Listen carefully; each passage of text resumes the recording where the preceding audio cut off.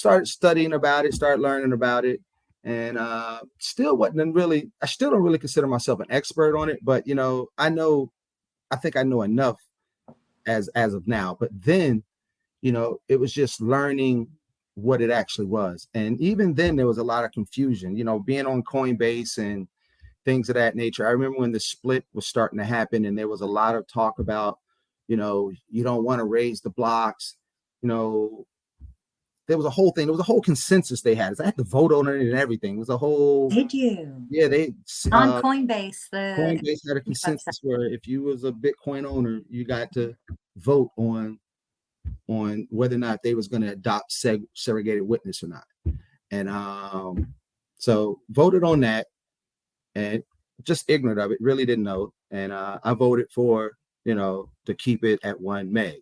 And then that's when, BCH split.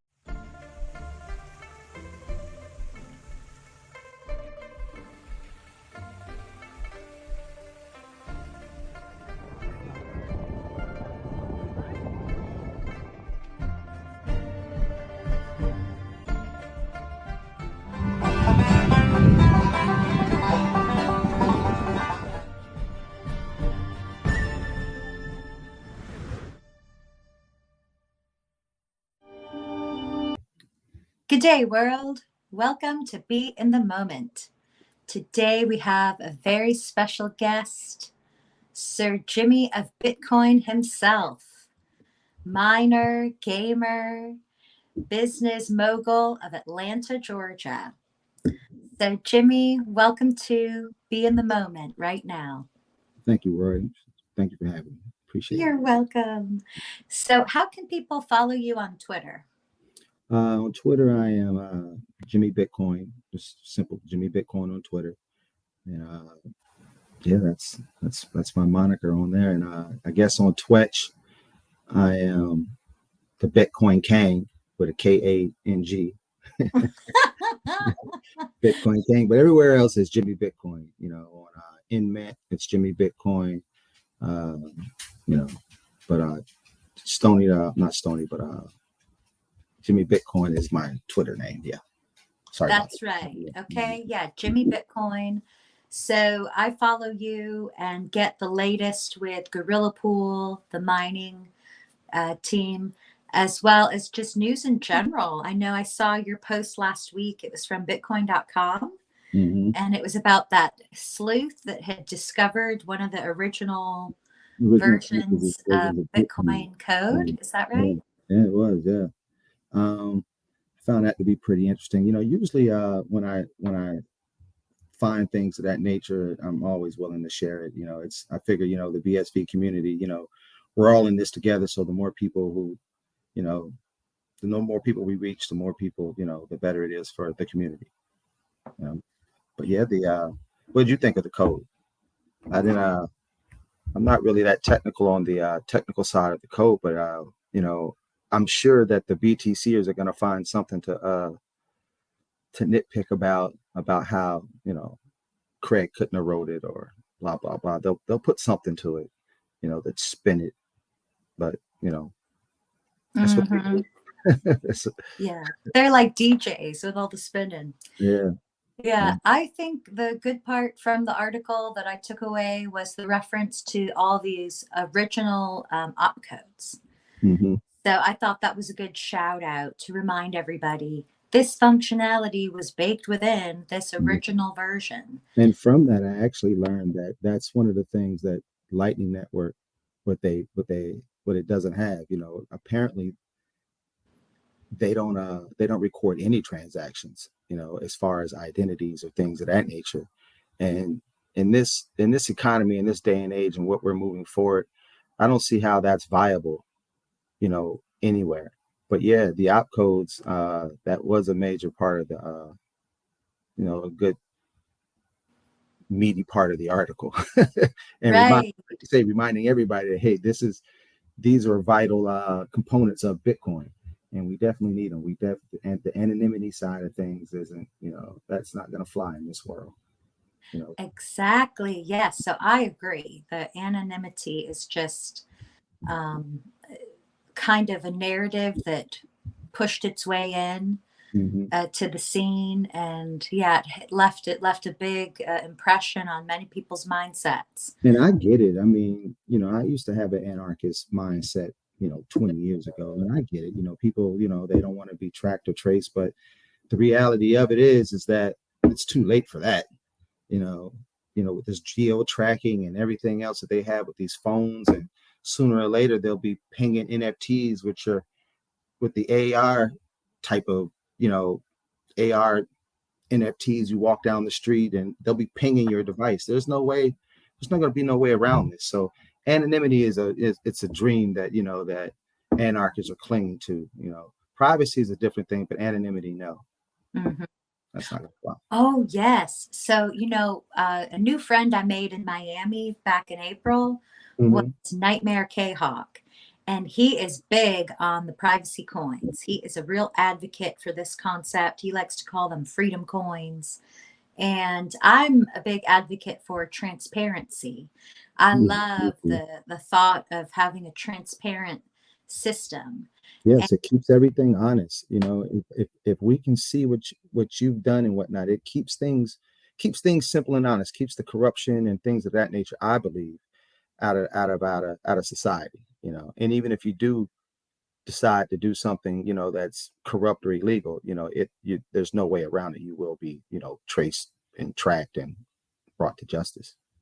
You know, so yeah. transparency is a big part of me too. That's one of the reasons why I love BSV. It's if it's what I imagine what the world would embrace, everything will be on chain. Everything will, have a hash, and we'll be able to cross check it and verify it. Hmm. It'll be like a massive bibliography. Yeah, it'd be crazy. Can you imagine, 100 years from now, you still have all this data on chain that people could look up and see what was going on 100 years, ago, and it's still there, floating on chain. That's going to be a pretty cool world to live in, I believe. Yes, that is such a great point, because then historians, that's a great resource for them, Yeah. just for everyday people to be Just able to imagine like now we fact have check, like, oh, grandma, grandpa, they were over here doing this. exactly. Yeah. Yeah, Yeah, so that's I why love that. it's vital, post your pictures on, in Mint, get them on chain. So, your grandparents can, your grandchildren, great grandchildren can like, oh, look at Grandma Rory, look at her. Look how pretty she She was was. wearing a wig. Yeah. Okay, over here, purple wig. Yeah. No, I've gotten into wigs lately. And Really? so, yeah, I want to incorporate them more into my podcasts and everything. It's just so much fun. Yeah. But yeah, Yeah, I installed toupees, so I know what you're talking about, man. I've do been, yeah, you? yeah. So you'd be surprised. You'd be surprised Wow. who's wearing a toupee these days. Hollywood, everything. As soon as I can't. I'm not gonna say it on here, but there's a bunch of Hollywood folks who wear them. It's there's no way guys in their 50s have that type of volume and in their Mhm. hair. There's no way. If you see a lot of volume, that's the telltale sign that it's probably a toupee that they're wearing. But yeah, man, wigs are cool. I even thought about, putting me a wig on, a dreadlock wig or something. I because I want to, boost business, even though I don't need a wig, Right. but it's just something to where I could do and show my clients, hey man, I do these, but it's coming along. But yeah, wigs are they're very popular, man, and they're getting expensive too. They're getting really expensive. You can run you a couple $100 buying a good one. Oh, really? Well, they are wigging out. Yeah. I was up at Eddie's Trick Shop, in Marietta Square. Mhm. Yeah, And I love my that. friend, yeah, it's classic, Yeah, classic old like magic trick shop reminds costume. me of the Pee Wee Herman. Remember Pee Wee Herman? I do. I The used to watch that show. the trick show in the movie. They had the where he had his bike stolen. That's where he was at. He was in the magic store. That's what it reminds me of. I get that feel like that when I walk in there. It's really, you know 80s type of, nostalgic, really, vintage looking. It is. Yeah. Yeah, they've got all the latest props now for Halloween and even masks. So you can go in and try everything on. And yeah, I had a friend, we went in there. She was into the whole Scooby Doo ladies wigs, and then Mhm. I was all into like the purple bangs and all of that. So Okay. anyway, I think cosplay and all of this is really a lot of fun. So Mhm. even if you don't need a wig, it's just fun to play, Yeah. dress up. Yeah, that's kind of what I mean. Like when me putting on one, I thought about, there's a bunch of weird ideas I had, but yeah, a few wigs of, well, not wigs, but I guess, toupees and things like that. But, I used to do a show back in 2019, 2009, where we would do sketch comedy. So, I had a bunch of Afro wigs and Ah, shag wigs and things of that nature. yes. It's really fun. We had we did it for 3 years straight on YouTube. The Angry Black Males. Did you? Yeah, No way. I've got to look you up. So yeah, that's fun. yeah. Do you know that Desi Banks, he Mm, does a lot of comedy on YouTube. the name sounds He's familiar. from Atlanta. Desi Banks. I would have to see him, but the name sounds familiar. It sounds like I've heard that. I've seen it somewhere on my timeline. Yeah, Mm-hmm. on my Instagram Wow. timeline.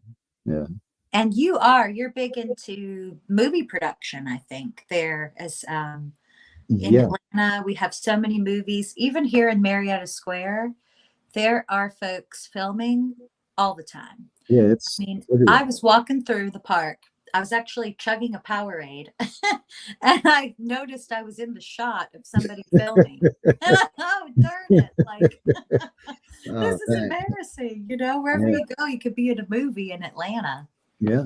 They just used my Edgewood location for one of the Marvel series that's coming out. The series is called Mm. Ironheart, and I guess that's the continuation of Iron Man, where they're recasting Iron Man as a young lady now, and her base of operations is technically across the street from my barbershop. So they're not they didn't film in my place, but for 30 days they used my marquee outside and they lit my place up to give it an ambient look from the outside. And yeah, it was pretty cool. They gave me a nice check, and it seemed it was pretty cool, man. Yeah, Good for you. Edgewood is where it's at, man. They're pretty much filming that whole series over there. They built a fake White Castle over there, and it's it's really happening over there right now. And just like you say, here in Atlanta, my last suite was actually in a soundstage where Netflix, HBO, Apple Television, they all had offices there, and had million square foot of sound stages. That they produced majority of the Stranger Things, Teletubbies, not Teletubbies, but Beanie Babies and things of that nature. But yeah, it's here all around in Atlanta, and I'm Wow. fortunate to, you know, oops, fortunate to be working in the industry. Right. Yeah, you got a great location. And yeah, I remember I was doing my internship at the Georgia State Capitol when Hmm. they did open up those tax breaks to film companies. And that did bring in a lot of the new business into Peachtree City and then now all over the state of Georgia.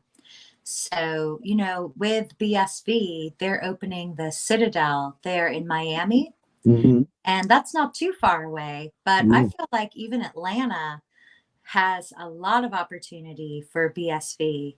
yeah, And with our network here, we can really make our own epicenter, right here. I And agree with you. Yeah, for so many sure. great businesses that could learn about it. And yeah, I wanted to know, how did you go from your comedy sketch comedy routine, Angry Black Men on YouTube, Black into males. Bitcoin, and then into BSV and mining and everything? I mean, how did you get here? Because you are like right on top in Gorilla Pool. Well, when I first learned about Bitcoin, it was 2011-ish, in that range around there. And out of all people, Max Kaiser. I used to watch a lot of RT back there. And I was Mhm. part of the whole Silver Liberation Army, bankrupt JP Morgan. So I, bought a bunch of silver, wrote it up to $45, crash, and still holding on to a lot of that silver. But, that was my first introduction to Bitcoin. So just not really knowing a lot about it. I'm a button clicker, so I saw a little download button, and I downloaded the little CPU miner onto my computer and just started mining. That was my first experience in mining.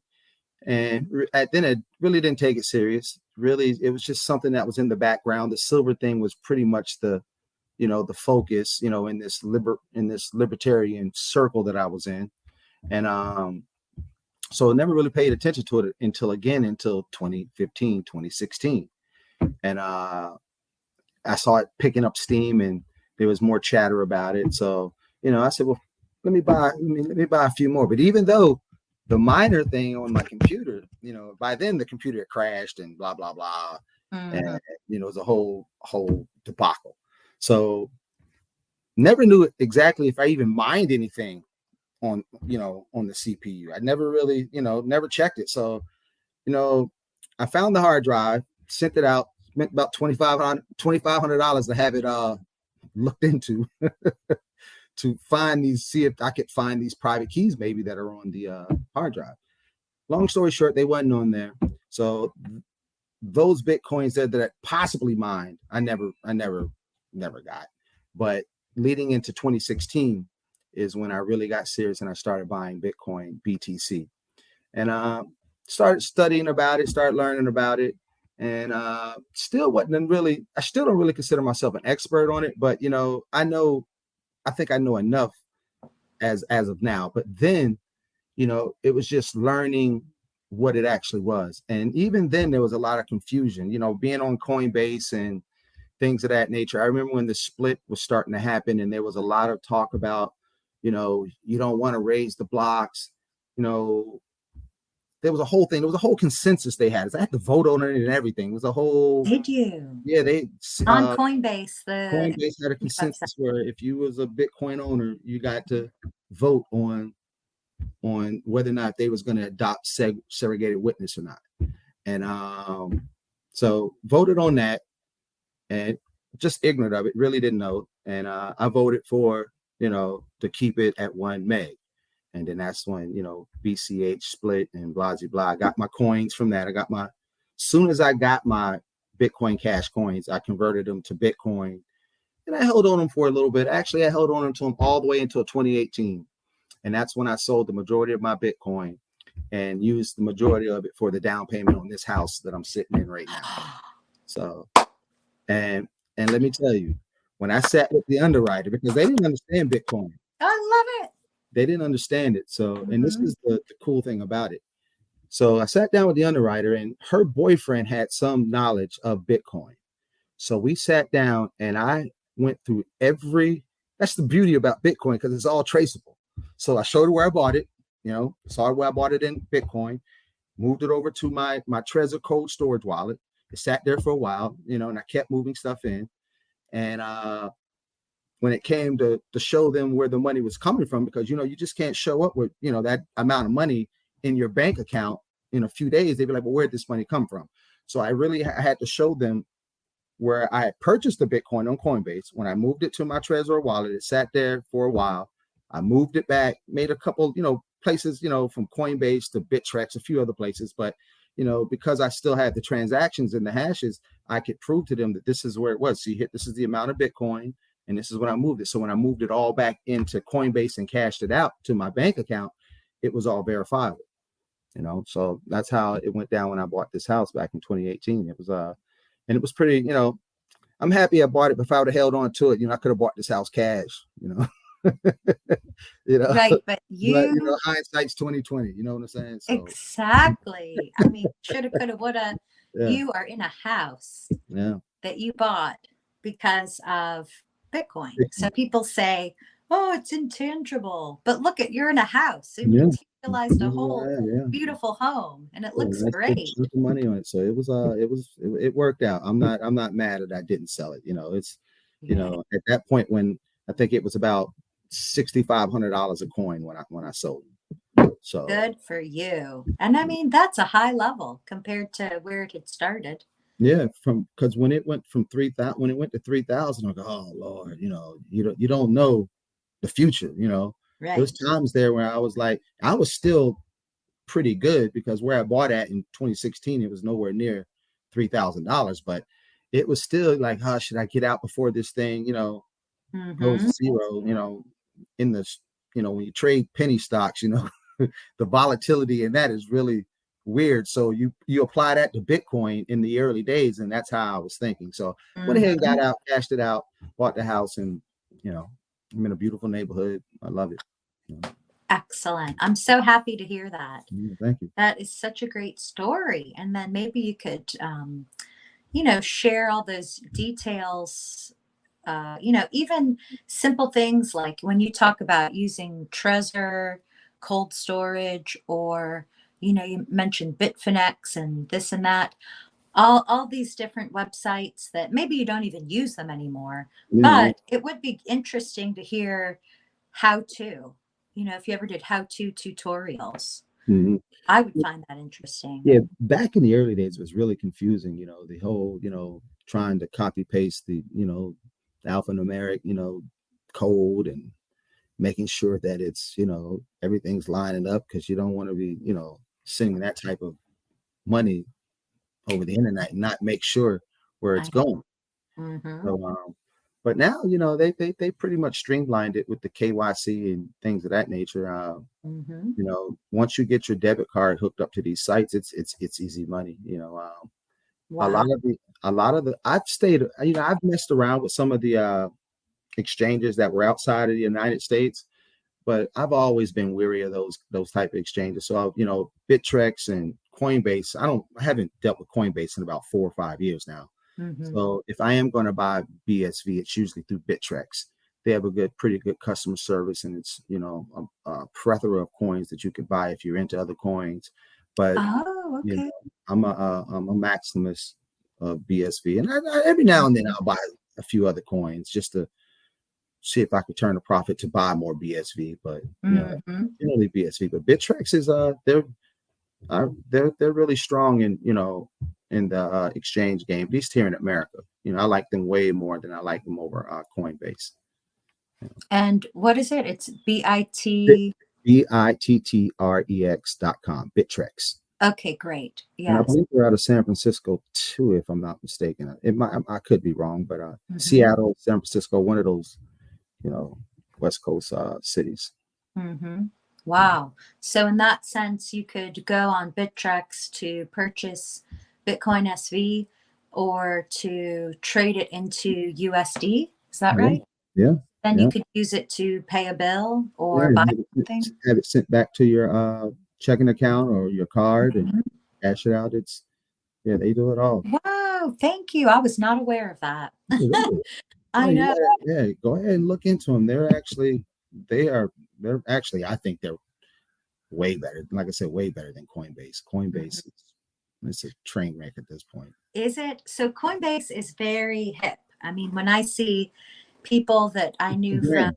the old hometown, they're talking about Coinbase a lot. Hmm. So why is it not that great? I mean, what about it? Security issues. I've I've got friends who've had money taken from them. You know, thousands of dollars taken from them, and then Coinbase just looks like them as that they're the crooks.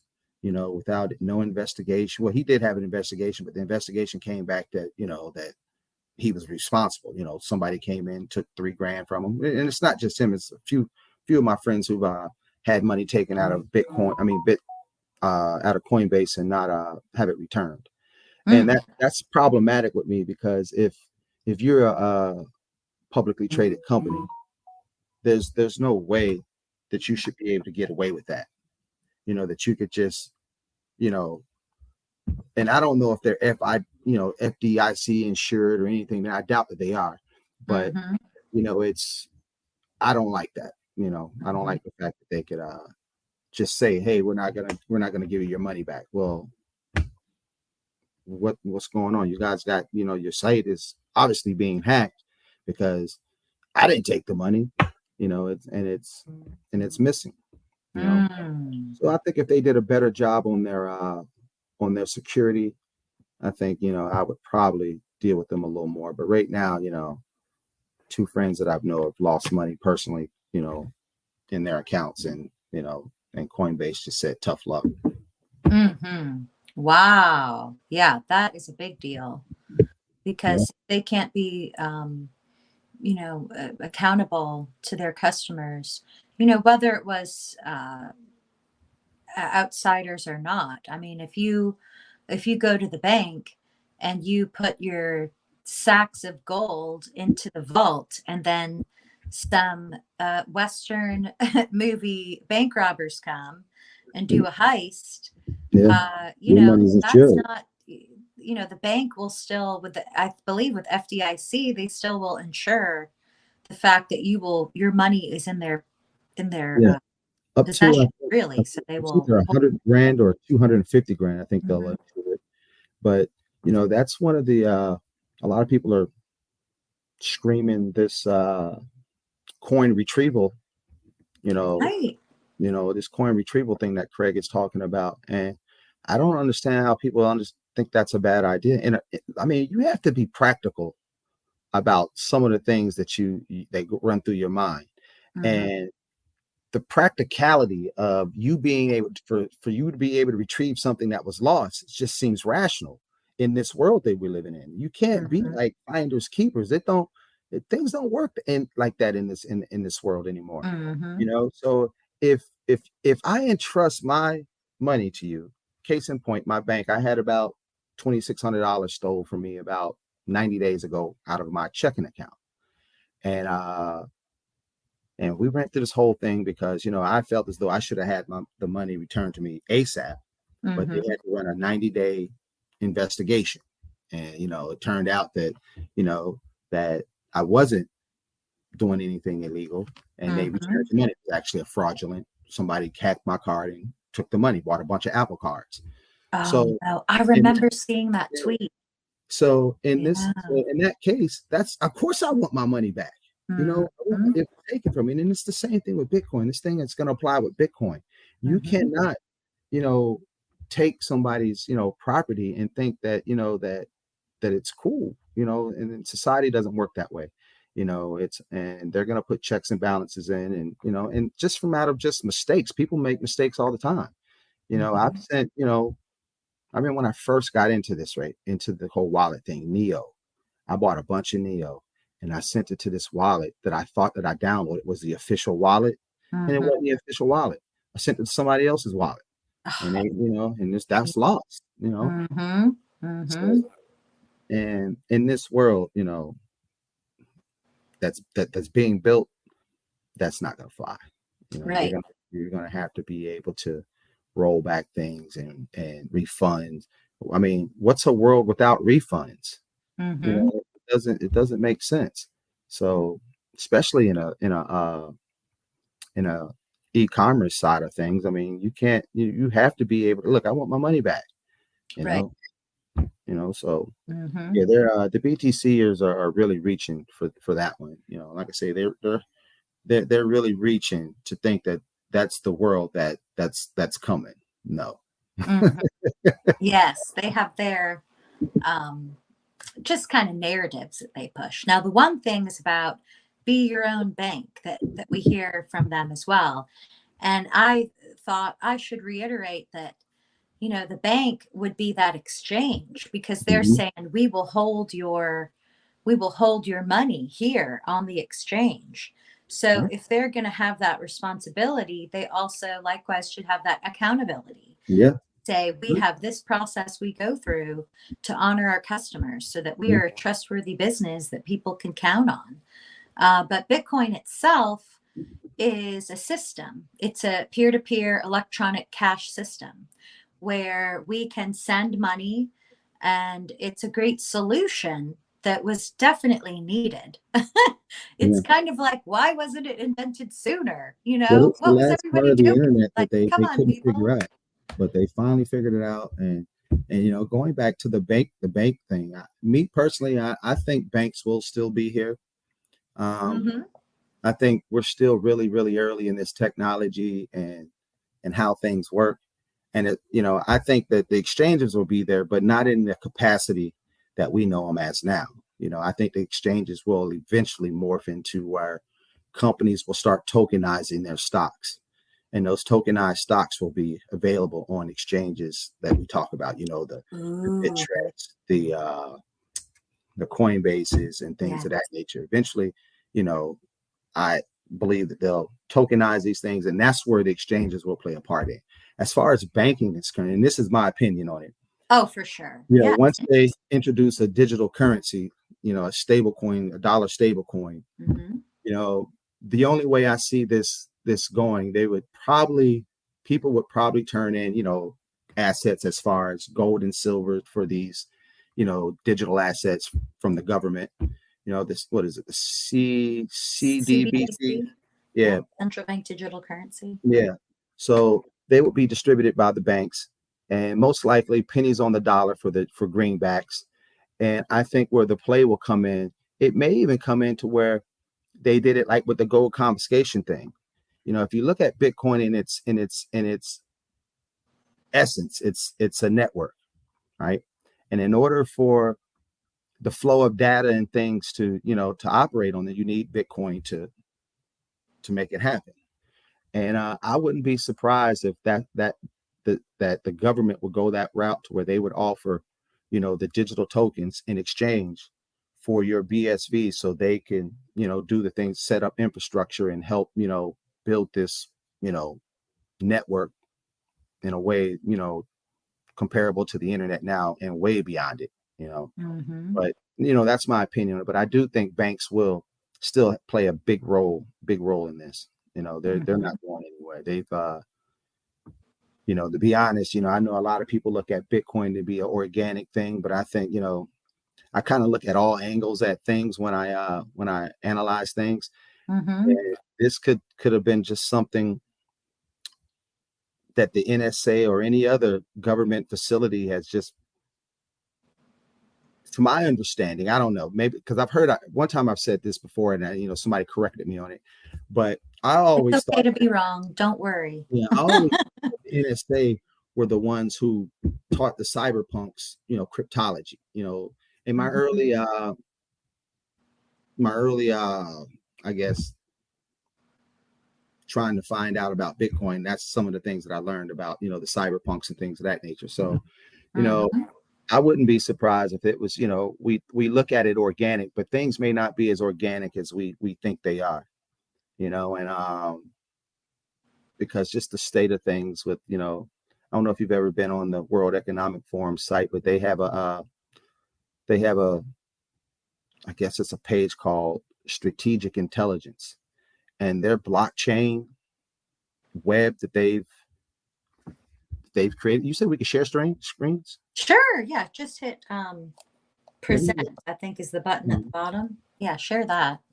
Let me And see. then, yeah, I know SHA 256-bit is So uh, how do I do it? What produced do I by do? the NSA. So how do I share it? Oh, if you click, do you see a button at the bottom by all the buttons? It says present, Present, yeah. So and then click click that. on that, and then it'll let you share a tab or share your screen I as you got like. Mm-hmm. Yes. So, yeah, I think while you're getting the screen up, that a lot of things have been put out there, and then I think it is organic in the sense of like building blocks put together. So, like SHA 256-bit uh, was produced by the NSA, but it was out there for anyone to see. Oh yeah, Just like the MIT license, it was out there. So I think it's more like these were there, but it just is about people being creative, and putting things together, using what you have to do the best you can. cool. Can you guys see my screen? Can you see it? Not yet. I see you. Yes, I'm looking over here at the Mhm. computer. Oh, it's so good to see you clearly. Yes. I like your hat. Thank you. That is gorgeous. Red and So black. yes, Okay. ma'am. I think it's coming up. Now let me see. Add to stream. Ooh, beautiful. What is this? Okay. So this is the strategic. If you go to the World Economic Forum, they have a blockchain, web here, and I'm not sure why it's not optimized here. But Do you want to make it bigger, or let me make my screen? let me see. So yeah, it looks like Yeah, it's the biggest it's gonna get. I don't know why it's doing this, but anyway, I as you can see, they have all these little subfolders of blockchain policy, regulation, leveraging blockchain and cryptocurrency, smart contract automation, climate impact, digital identity, new governance, digital assets decentralized, blockchain security, tokenization and ability. All these things that they have planned for blockchain. And I find it pretty interesting that that they're talking about it out and open like this, Mhm. because it's going to be a major factor moving forward in this new world that's being created, this globalization, and it's going to be a big factor. And hopefully, if Bitcoin is implemented in a way that we hope it will, level the playing field. um I just finished Stakeholders Capitalism by Klaus Mhm. Schwab. And I know a lot of people are critical of the World Economic Forum and things of that nature. But before I make a decision on things, I like to see, like I say, all angles on things. So I'm not opposed to reading things that I may not read, forehand, but Beautiful. some of the stuff in Stakeholder Capitalism, that's what he talks about. He talks about leveling the playing field with these new technologies. And it's going to be interesting to see how this technology gets rolled out. Me myself, I'm working on some really cool things in the space. I haven't really been on Twitter a lot because I'm working on trying to raise some money to fund this project that I that I'm working on. It's really More cool. power to ya. Good for you. Mhm. Yes, and that is so wise to go ahead and read the book, because we've seen the quotes from Klaus Schwab. He Yes, said things like, "You will own nothing and be and be happy." happy. Yeah, That gets I really need to understand that a little more. Like, what do you mean by that? So, right. a lot of people will, they'll hear the quote and they'll just automatically just jump on the defensive, and then I was defensive about it also. Don't get it twisted. But, you know, me being at the age that I am now, you before you go full throttle, you step back a little bit to see just to, Right. hey, what's happening. So, but yeah, that's what I've done. I've actually read a few of the books. Even with Yuval Harari, I've read *Sapien* and 21 Lessons for the 21st Century. And once again, all this stuff is from what these guys are talking. This stuff plays right in line with it. Now, there's two ways that it could play out. I know a lot of times with the human mind, we always put 100 on 10, meaning we always look at things Mm-hmm. in its worst situation, which is good. Mm-hmm. Which is good because Michael Shermer talks about that, about being skeptic. That's what got us here now, being skeptical. As Mm-hmm. Yeah, that's Neanderthals and things of that nature. right. You hear noise in the bush, you're not going to go investigate it. You're going to let me stay away from that bush because I don't know what's over in that bush. Because if you go near the bush, it's possible that there's nothing there, but then it could have been a saber-toothed tiger and your dinner. So skepticism has brought us where we are now. In this world, it's definitely something that that we need. Yes, definitely. Now, I have a book that I was so excited about, because we often will talk about BlackRock, and then I found this book by the founder of Blackstone, Mm-hmm. What It Takes. Fink. And This is Larry Fink. not no, but I think he's in one of the pictures here. This is Stephen Schwartzman. Oh, okay, all right. Yes. And so he's the co-founder of Blackstone together with Pete Peterson. And just reading his book, I can see how he is definitely too legit to quit.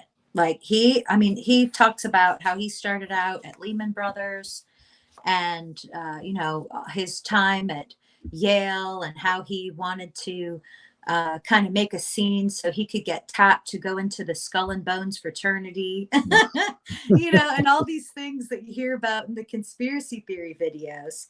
Yeah. To read his book, it's exciting because I see this is a good guy. This is a good person who has the combination of the imagination, the audacity to think big, and then to go for it and to execute as far as to deliver results, to make it happen, to materialize a big dream or a big goal. So I have started to read this chapter by chapter. And if anyone is interested, they can watch on Real World BSB, the new podcast channel that was produced by Jay and Ray. And I will develop my skills as well as an audiobook reader. So I think, originally when I had seen Joshua Hensley's post about, hey, this is what's happening with BlackRock, I was skeptical. And I thought, oh, these are bad people, or this is bad. And they're buying up all the homes in the United States. And, they want us to all be in poverty. And, I thought very skeptically, or, really embrace that negative mindset. But then as I explored the noise over in the bush and started to find out some more details, I ended up reaching something that has been very empowering. This book is exciting and inspirational for anyone that reads it, for themselves to be empowered to imagine and to manifest and to go big and to do it and have fun, with what you're doing. So I need to follow your example, though, and look more into the World Economic Forum because I haven't really looked into that. This So is the hold on, let me pull it up again, because it is probably one of the most in-depth pieces of I don't even know what to call it. It's really I mean, it seems like they have all the bases covered when it comes to this. mhm. And talking about mindset, when we see lack or feel that sense of dread, then that can compound and then everything looks negative. But Yeah, when we see opportunity and we make a list of gratitude, things that we're grateful for, yeah, then it uplifts and we can see the plentifulness there yeah. for us and for And everyone. people, There's yeah, all and people have to train themselves, especially in these times, with the media and social media and these algorithms. My opinion on algorithms, I know you could probably write an algorithm to bring us together, but these algorithms that are out now seem to do nothing but to separate us. And I don't know if it's done by Mhm. purpose, or if it's just code. I'm not quite sure. But there's so much division going on. People are at each other's throats, you know Mhm. and matter of fact, talking about algorithms and AI, in the book 21 Lessons for the 21st Century, they go into the game theory side of things a little bit, about how eventually these algorithms are going to get so smart at predicting what we're doing, that eventually we'll just start to listening to whatever they tell us to do, because it's coming down to the point to where the accuracy of how they're predicting our next move with these algorithms Mhm. is that your psychiatrist will be AI, telling you, Mhm. hey man, Mhm. you don't feel too good. This monitor says, that you're feeling down, so your devices will play songs, like don't worry, it'll just play songs to lift you up. And I'm like, what? And when they actually talk about hacking the human body and things of that nature, and it sounds scary, but once again, it goes back to putting 100 on 10. um, I've been following this globalization thing since like '96, and and can you guys see my screen? No, not yet. Oh, man. Sorry. Yes, I remember Atlanta, 1996. Yeah. And we got the Olympics. Oh, I'm sorry. Okay, I'll add you to stream. There it is. Okay, thank you. Right. So as you can see, if you go to their site, I mean, they have everything from 3D printing, Africa, it's everything. Every country in the world is listed on here. And their plans going forward into this global society. And it's really fascinating, to be honest. I mean, if you look at it, from a objective point of view, and not go in with the doom and gloom attitude to it, Mhm. it's actually, it's informative, and it's not to say that, that these things will be put in place. It's just something that people have wrote down, and this would like to be the roadmap to where maybe Jamaica wants to go, or Japan, or wherever it may be. But I found it to be pretty cool. It's very in depth, though, for sure. So if you guys want to check it out, it's definitely something to check out and educate yourself a little bit more on this, on what they have, what these world planners have in store. Positive or negative. Prepare yourself. You know, Mhm. because there's two Right. sides to. I always say there's two sides to being effed up. There's a good side and a bad side. So decide which side you want to be on. You know? Woo! I Mhm. know. Yeah. That is so great. So that is just the worldeconomicforum.com or .org. Yeah, and they have a WEF. subtab. I think they have a tab that actually, when you go there, that talks about, or you could just search strategic intelligence.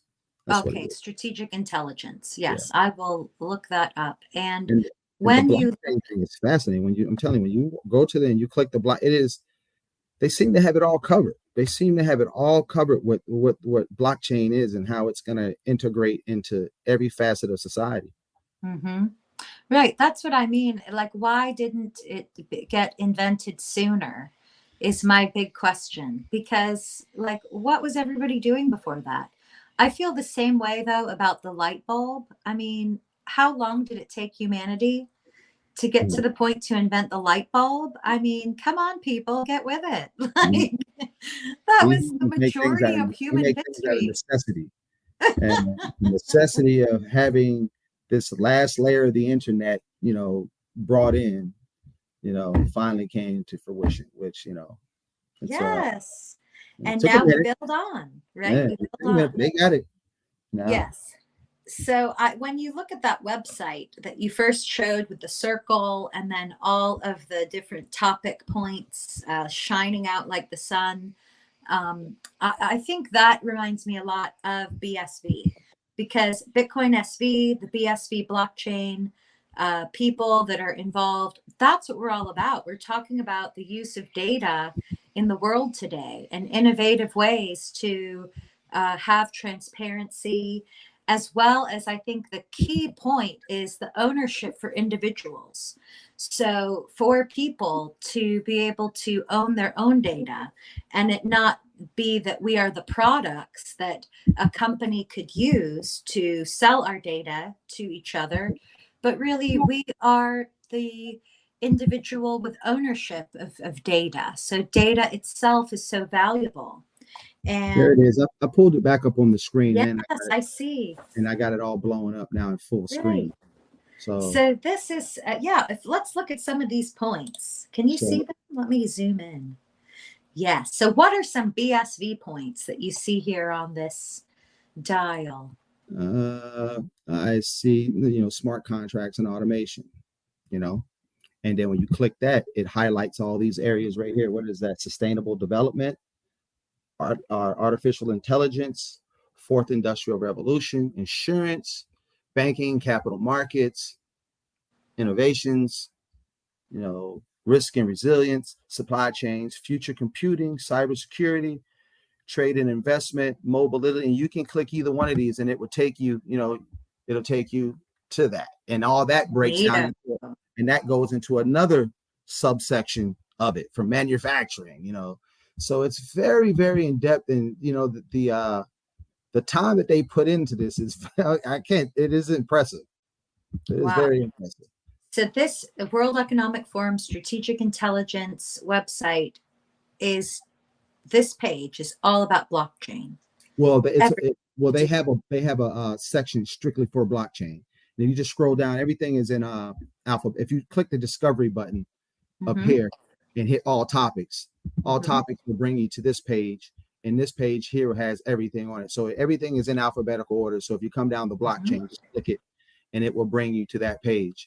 And then Ah, thank you. you can go through it all. I mean, it's it's in depth.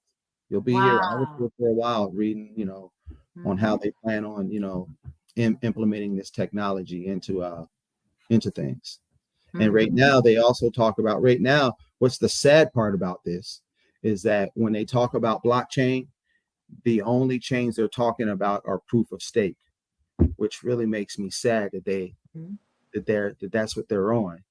But I think, when they realize that the proof of stake thing, and I'm not going to say it's not viable because of once again going back into the stakeholder capitalism and then staking, you know, there's some correlation there. And I'm not saying that, that's what that's what they're looking at, but that, some of the ones that are Polygon, Sol, that they actually mention, Mm-hmm. Ethereum. But you and I both know that those aren't capable of being implemented on a world level, nowhere near ready to be implemented in that capacity. The only one that is, Bitcoin SV. Mm-hmm. And why do you think there are all of these groups that deflect the energy, that they veer off to do these things like proof of stake, and things that are not capable for long-term scalability of the, for the whole world to use?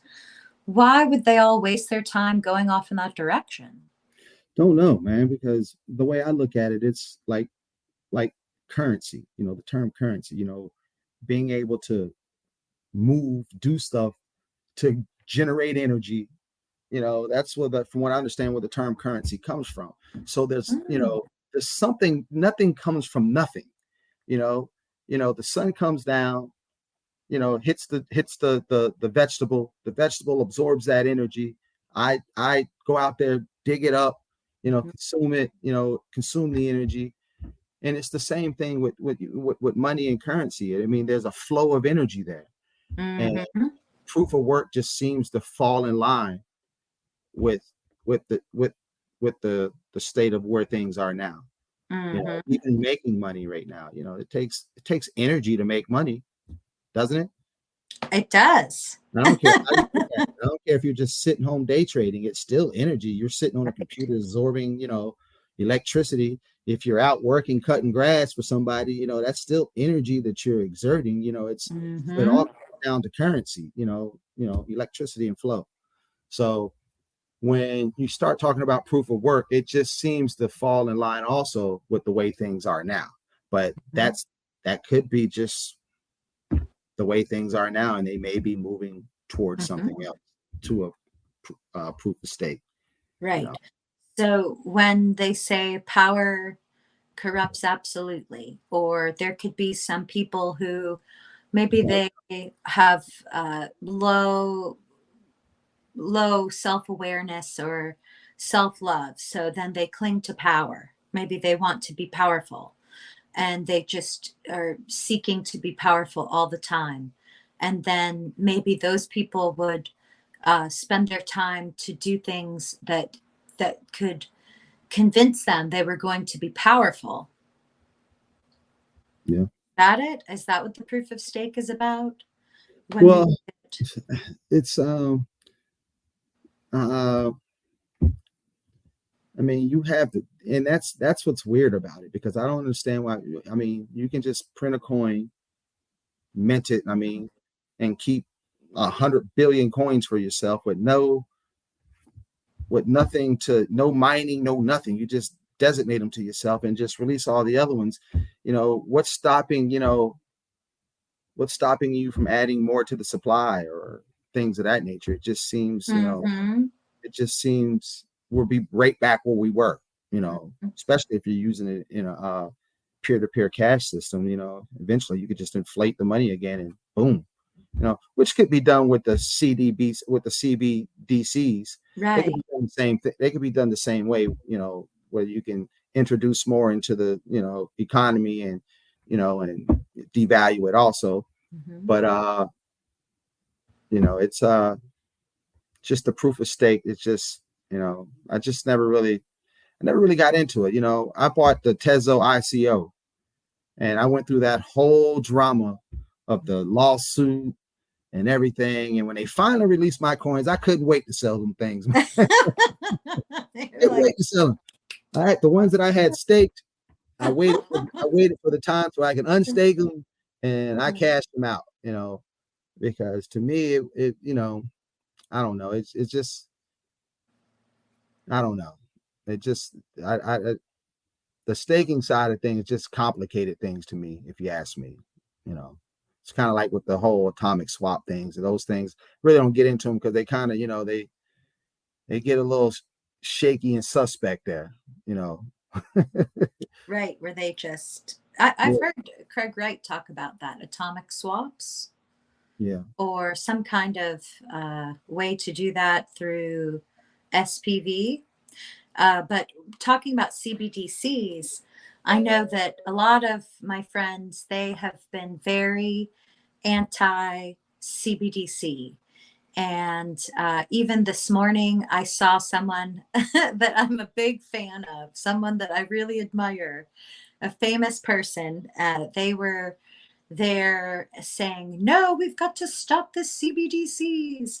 And a lot of friends that I know in person and around the world, they say the same thing.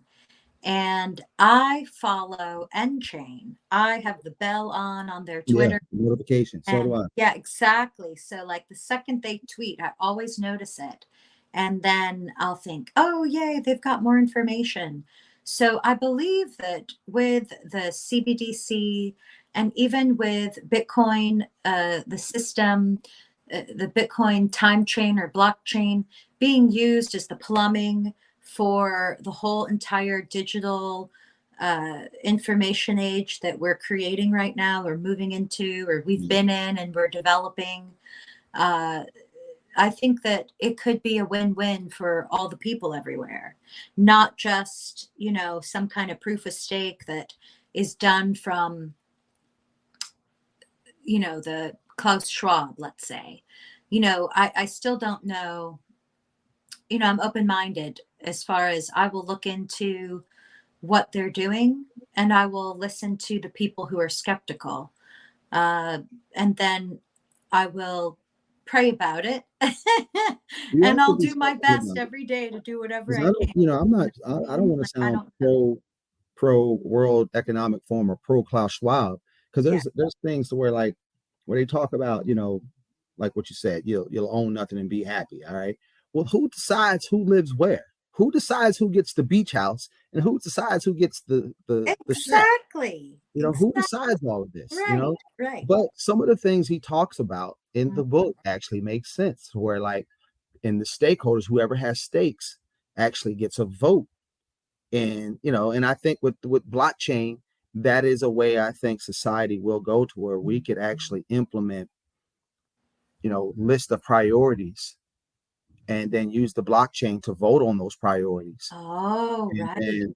and we could see in real time what priority takes precedence and work on that, and then Ah, go on down the line with this consensus. The blockchain, it could bring in a consensus voting system to where it's I what the see. people Right. what the So people in want. that sense, it's not one and the rest are nil. It's this is this and that is that.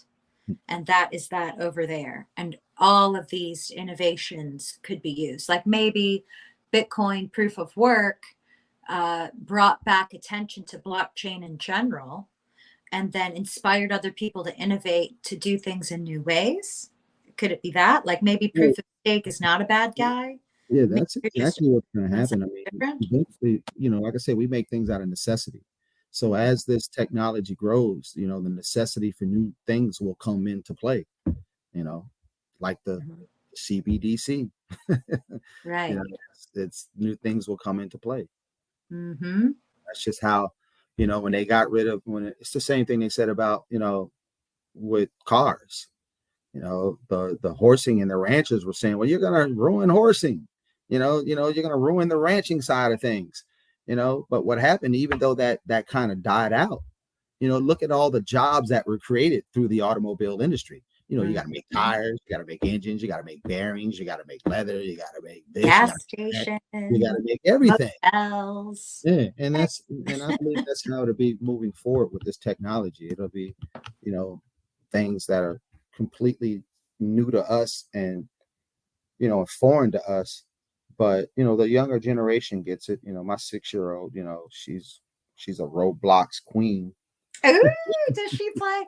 Yeah, I played Roblox a couple weeks ago with my friend Ashlyn the gamer. Mhm. And so I learned all about it. So what games in Roblox does your daughter like the best? She plays the obbies a lot. She does that, and then she likes to play murder mystery. Uh, to where they run around. There's a bad guy, and there's a sheriff, and the sheriff tries to get the bad guy before the bad guy takes out everything. So Great. she likes that, yeah. But she's my son. My son. He has a restaurant in Roblox, and it's called the Eaters Eat Cafe, and he's booming. The business is great. He's got people working for him, and people come there, and when I saw it, I'm like, what are you doing? He said, yeah, these people, they work because apparently, like with my daughter, she has to go work for electricity. Like, she'll be in her house and the lights will go off. Her baby's crying. She got flies flying around her, and I'm like, hey, what is that? She's like, I ain't took a bath. Why didn't you take a bath? Because I got to go to work. So why do you got to go to work? Because my lights are off. So she'll take the baby with her, jump on her bike, and go to the restaurant and work. And then it's real life. I mean, it's actually kind of disturbing that that my daughter is actually being seems, I don't think she's stressed out, but because she's just running around the baby. She don't care about the baby crying or her ain't bathed in 5 or 6 days. She's just running around doing what she wants. But yeah, but this new society with the metaverse and Yeah, everything else, I do believe it is definitely being engineered to my children who don't know the world without the internet. right. They were born into this. Yes, that is amazing. Well, we'll have to introduce my friend Ashlyn to your son's restaurant Yeah, because it's called the Eaters she, Eat Cafe. I'll find out what hobby it's on, but it's the Eaters Eat Cafe, and it's 2 stories. He got 2 drive-through windows now because the one drive-through wasn't enough, and he's made a bunch of that's robots. Man. great. He's made a bunch of money. Right. Uh, Yeah, and people I saw, we took a tour of the IHOP. There's an IHOP in Roblox, and Ashlyn liked to go in there and work, but it seemed like there were more workers than customers. So, but anyway, she made some pancakes with strawberries on the top, and it was so much fun to see. She said she likes to go on job interviews. So that's why, they have interviews, I guess, in yeah, Roblox. But also, we were talking about games. I know you are a gamer. So yeah, you got, part time, but yeah, yeah, for fun, right? So what yeah. are some of your favorite games, Jimmy? Right There, now, one of the ones that I've been playing for months now, and I've actually had to stop playing it because it's can't I've gotten to the last guy, and he's pretty brutal. But Elden Ring, that's the one I've been on really strong.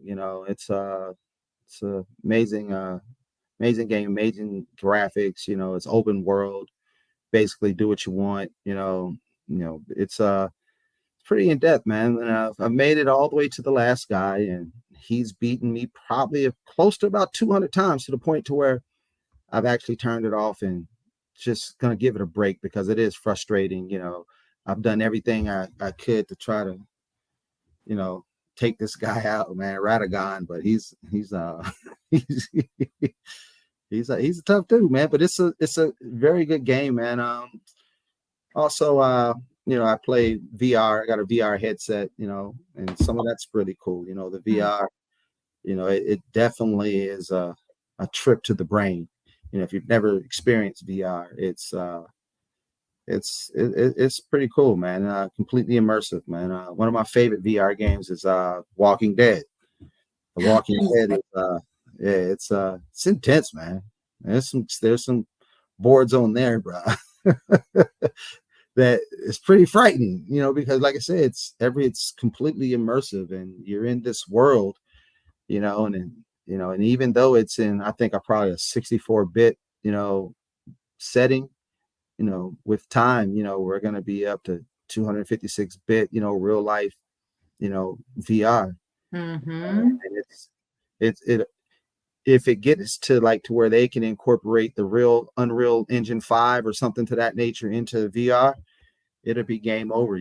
It's going to be hard to differentiate reality from, the gaming world. Exactly. Everything will look so True. real and Already your without. senses, even at the 64-bit level, the senses they have this one game in there where you're on the space station and you're weightless. I don't know how it tricks the brain to making you feel as though you're weightless. You get, the nausea starts to set in. You be like, oh, I got to sit down, but it's gotta hold the wall. Yeah, it's because it really feels like you're floating. Right. It's amazing. It is amazing. So going forward with the the metaverse and things of that nature, these are going to be big components. Even AR glasses. I think that's the next big move that we're going to have. The next big push. Right. AR remember those Google Glass? They came out like years ago. Yeah, I think they're actually trying to rebrand it, but to something. They're not going to call them Google Glass. They're calling them something at Google something. But they rebranded them. They're rebranding them, and they've changed the design. And eventually, I think NFTs, like what I said before, play a big part in this AR world. How so? How so is like, for instance, Rare Candy. Rare Candy does the NFTs to where you can AR the NFTs. So in this AR world, if you can, like, say with my business, my barbershop, I can AR an NFT barber pole, right? So when you walk by my shop, that barber pole pops up on your in your goggles, right? You touch it, boom, you can bring it in for whatever redeemable thing it's attached to, and that will be probably one of the bigger applications. I ain't gonna say bigger applications, but one of our popular applications for NFTs, to where they will be popping up everywhere in the AR world. Everywhere you walk, there'll be advertisements, but those advertisements will be tied to NFT,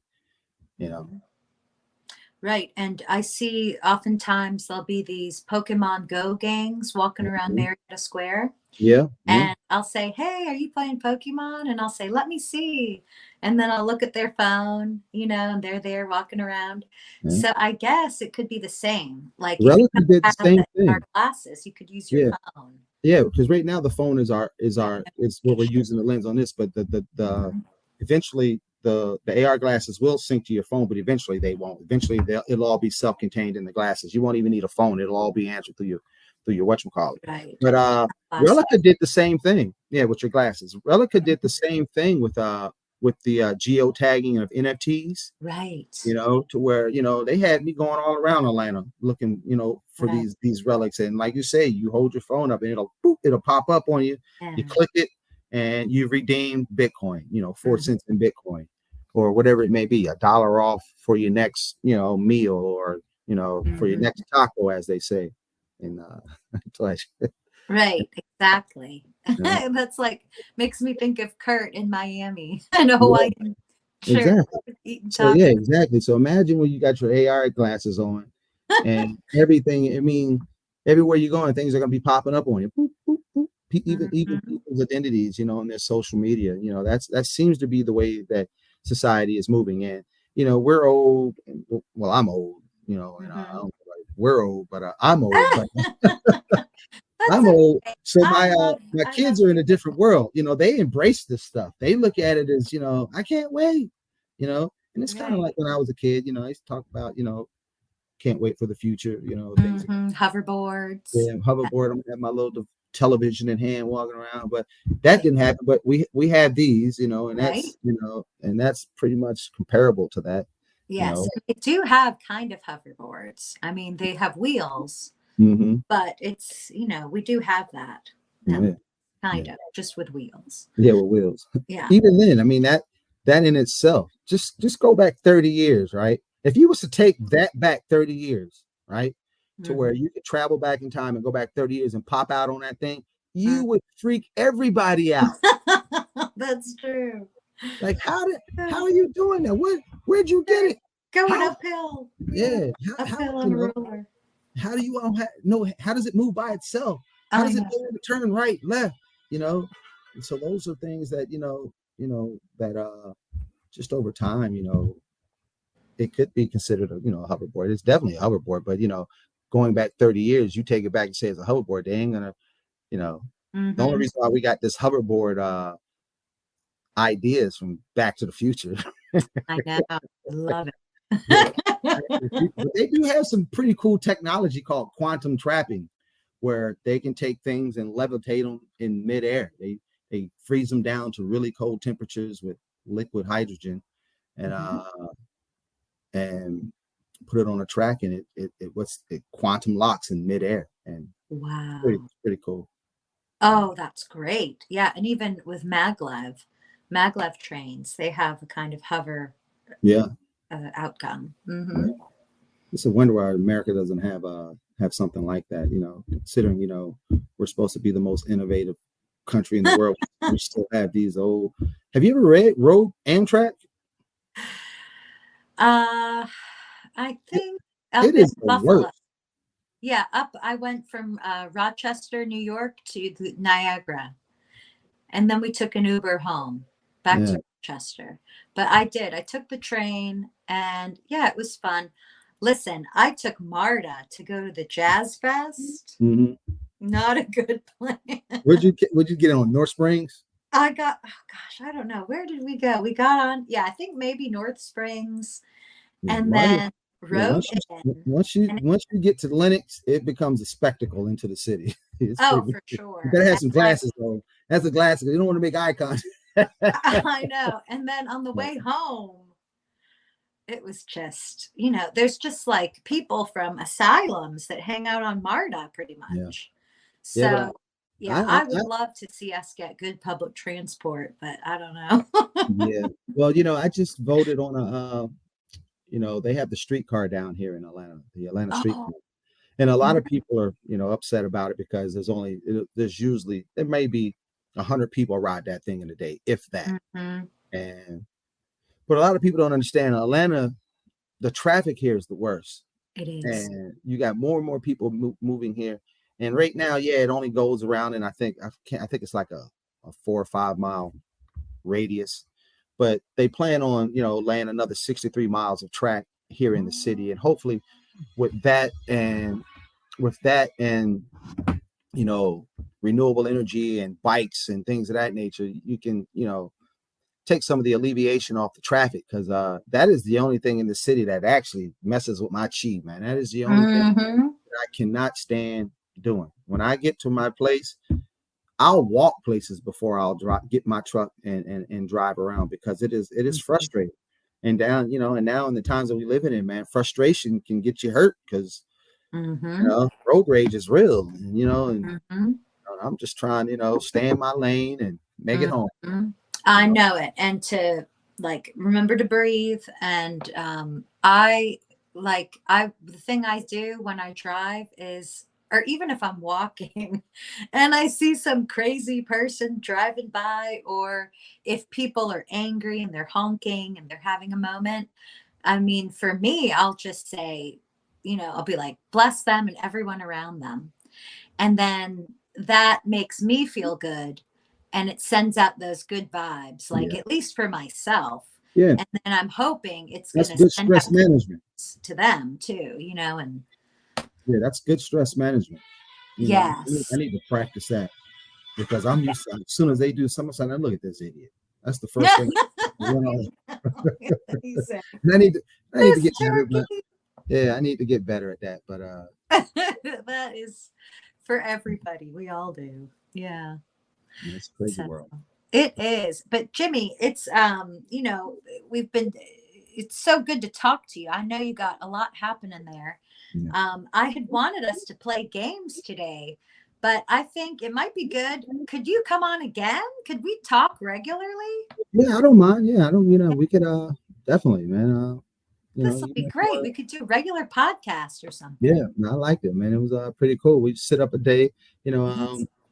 you know, I took time out the day on my schedule to make this happen. But Thank you. Wednesdays and Mondays are really good days for me. If you, I don't Mhm. know, do you do it all the time on Thursdays, or can we record on Wednesdays maybe, and then maybe broadcast it on a different day? Exactly.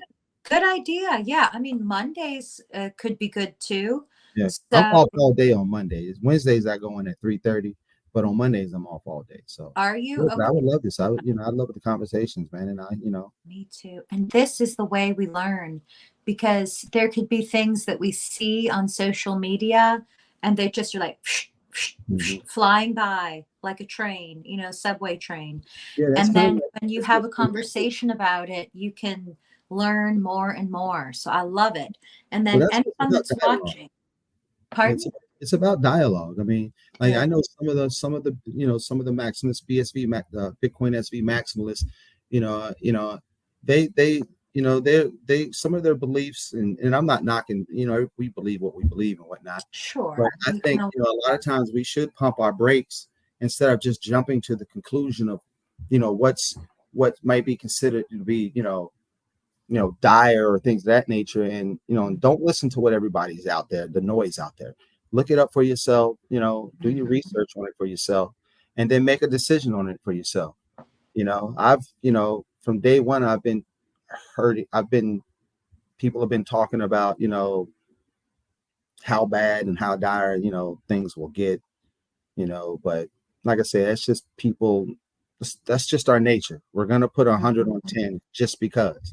So, challenge yourself sometimes, and, go to the other, see what the other people are talking about.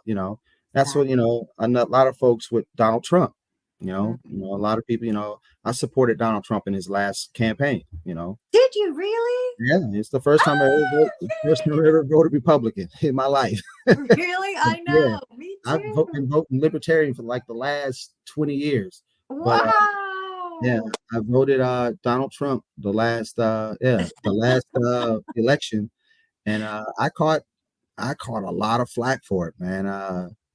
And it even strained, my marriage here. It's a house divided here, with Mhm. my wife's pretty much liberal, and Mhm. I'm conservative. I believe in conservative views, and you know, and it's still, when I do my political, stats, I'm still in the libertarian realm, Mhm. but there are things that I do hold dear, and that's the biggest thing is family. Mhm. That is one of the biggest things, that I am very strong on. I'm Yes. a in-house father, we got, Mhm. and I love being with my grandchildren and my older son and his wife, Mm.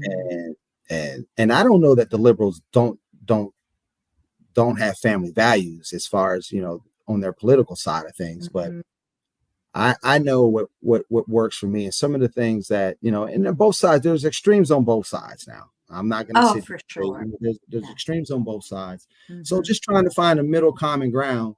But that goes back to what I was saying about algorithms and how algorithms can sway. I mean, eventually the algorithms are going to be thinking for you. And that's kind of where we're at now, where some people, they just all the information that we absorb. I mean, think about the amount of information that we absorb on a I know. daily basis compared to 20 years ago. I know. It is ridiculous. Back then, all we had was television and newspapers and things of that nature. So you might watch television a few hours out of the day or something like that, might catch the Mhm. news, and that might be where you get your information, or you're in the car with the radio or something of that nature. Right. Now you have a plethora of information all day, 24/7, Yes. hitting and it's Even hear it in the confusing. night. Ding. Yeah, it is confusing. It is Yes, it very is. confusing to decipher between what's real and what ain't real. deep fakes. It's just so, it is, I was talking about this yesterday about Joe Biden. Mm-hmm. Right. Now, they have to be using deep fakes on Joe Biden because sometimes I see Joe Biden, he look like he decrepit, he can barely talk. And then other times I see him, he seems like he got a good B12 shot and he moving around. So I'm telling myself, this can't be real. Something, as much as I know they were doing deep fakes with Donald Trump, they're doing them with this dude too on the other side. And so you can't, it's hard to believe. It's hard to believe It your is own really eyes. hard. I It's know. hard to believe your own eyes in this day and time, It is. which is scary.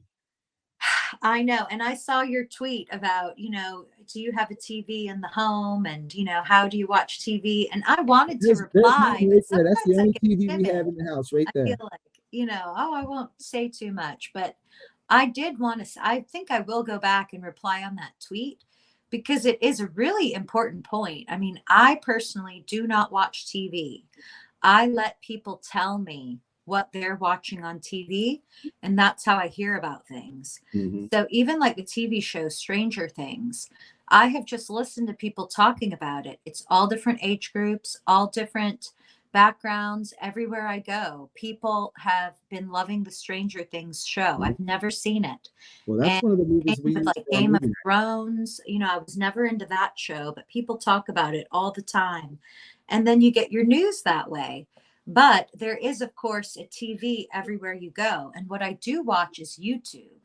And the algorithm, sometimes I have to go check yourself because the algorithm will put up the videos and What you want to sometimes see, it goes what it on thinks and you want to on and see. on. Yeah, it'll And it'll you're like, lead you down a rabbit hole because it's showing you things that it thinks that you want to see, and you'll go down a rabbit hole, and it's hard to decipher real information from disinformation. I it is mean, anybody who says they got a grasp on that is to right. an extent they may have it, but they don't have it down to 100%. Knowing what's going on. It is so Yeah. right now. It's immersive. We're Yeah, immersed yeah, and in it's it. too much information. I hate to say it, but it's just too much information sometimes to even to motherfucking Mm-hmm. process. Pardon me, to process. Mm-hmm. you know. Yeah, it's Yeah. okay. So Right. So true. And another thing, someone on your Twitter thread, they said, well, what about the stars and everything? And I have made a habit to wake up and the first thing is go outside and look at the stars. mhm, Because when I had lived abroad, there was heavy pollution cover on the skies. So I did not see the stars where I used to live. And mhm. even though it's been a long time home, I still, when I see Orion, and all the constellations around, I think it's amazing. I can see the Yeah. Some yeah, stars. some nights when the moon isn't out, if we got Yeah. a new moon and it's no moon defiltering the stars, I mean diffusing the stars, Hmm. it gets pretty dark out here where I'm at. I mean, you can look up, and now in the city, you don't see the stars too much, Right. especially when the moon is shining. And Mm, even out here, if the moon is shining, you can see them. But you're right, certain nights when there's no moon, you get out, look up. And honestly, if you want to find something trippy, this is really trippy here, man. Lay what? on your back and look up at the stars. You can almost see the spin of No way. of the planet. You Wow. can almost, I mean, I don't. It's hard to describe, but as you're looking up, you can almost feel it could be psychosomatic or whatever, but it does feel and look like you could see the slow spin of this planet. You Oh, know. how beautiful. Mm. Yeah, we'll have to ask the artist Corpy about that. She's up north, in Finland. So, wow, amazing. Well, I will try that next. So I'll have to confirm it with the neighborhood association. Mm. No, just kidding. I'm thinking about joining mine. We're a member short. Are you? Yeah, I'm Yeah. thinking about it, man. I need this shed out there, and if I Mm-hmm. if I definitely get on board, I definitely get the shed, that I want. If Mm-hmm. it's oversized, and HOA gonna have something to say about it. Mm-hmm. But Right. Get those dimensions set. Yeah. Well, lovely. Well, Jimmy, thank you. And No I'll problem. look forward to, maybe we could do a live stream next. I know also I have a friend, Sylvain Hmm. Cloutier. Hmm. And then also there's Nightmare K-Hawk, who's a big Monero fan. I don't know if we could all do a big stream together. That might be super cool, but we'd Yeah. have to think of topics or, coordinate it all. And Yeah, maybe we could invite we should see if we can get a bits. few more BSVers in the group also, to where, some people, where we could, not really have a dialogue, but just, what I mean, not a confrontational dialogue on beliefs and systems and things of that. Exactly. Not a debate. Yeah, yeah, no spaces type of, Exactly. things like that, because that gets, some of the people on there, it's, I know. you shouldn't Some have of that them, type I of think anger. they're just there to talk crazy Yeah, sometimes. you shouldn't have that type I'm of like, anger well, let me go to the going other into room. life, man. Life is too short to be that angry and, and that Mm-hmm. toxic. I guess that's the right word to say, Right. But yeah, I would love to revisit this, man. I Great. enjoyed it. It seemed to go by an hour and a half when I saw it from the 10 to 11. I said, damn, what are we going to talk about for an hour and a half? But I ain't I shut up know. since I got And here. we didn't even get to the gaming. Yeah, exactly. Never even touched that. But I know it. I would love to. yeah, but I had fun. Okay, super. Well, just here while we're there, I would just like to say, if to all our BSV friends out there and beyond, please remember to like this channel, Rory Zimmerman, Be in the Moment with Sir Jimmy Yes. at Jimmy Bitcoin on Twitter. And remember to subscribe Oh to man, that's so my cool. YouTube Yeah, channel. We got props, okay? yeah, yeah. And also check out Real World BSV podcasts. You can follow at Kitty Treats on Twitter to learn more from Ray and Jay on the BSV podcasts, Real World podcasts. So I know they're currently looking for really excellent content developers to be creative and to post their content there. And you can pay a little bit, like a microtransaction, or even a big amount like 15 cents per episode worth of BSV. And so definitely check them out and try to become a creator. Reach out to Jay and Ray. Cool. So thank you, Sir Jimmy, and thank you, Thank you, Rose, world. for having me. I appreciate you. It's My all love. pleasure. Yes, ma'am. All right. Thank you. See you later. Enjoy All right. this gorgeous day in Atlanta. Yeah, we still overcast, man. Are We still, you? yeah, Okay. it's still Well, overcast. listen, I'm sending you this Yeah, send me the sunshine is wave. coming out to west side. Swoosh. How's it go? Swoosh. Yeah. All right. Thanks a Yes. lot, Rory. Thanks. Enjoy See the you rest of your day. later. Take care. Thank you. Bye.